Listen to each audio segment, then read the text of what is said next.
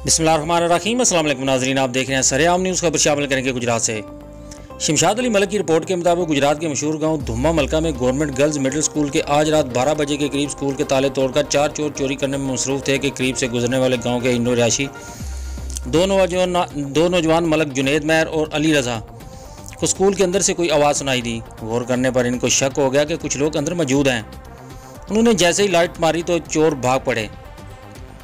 जवानों ने एक चोर को मौके से काबू कर लिया। ताहम शोर की आवाज़ सुनकर मजीद अहले दिया के अफराद ने भी चोरों का पीछा किया। ताहम 3 चोर भागने में कामयाब हो गए। एक चोर को काबू कर लिया गया। जो चोर पकड़ा गया इसने अपना नाम मोहम्मद अनवर वल्द बाग अली सकना मराड़ियाँ शरीफ गुजरात बताया। 15 पर कॉल करके पुलिस को आगाह कर दिया गया। पुलिस थाना दौलत नगर मौका पर पहुंच गई। मुलजों को बिमा पेचकस, रेंच, प्लास, टेस्टर, मुख्तलिफ किस्म के पाने और चाबियाँ और खाली बोरियां पुलिस के हवाले कर दी गई। शमशाद अली मलिक, सरेआम न्यूज़, गुजरात।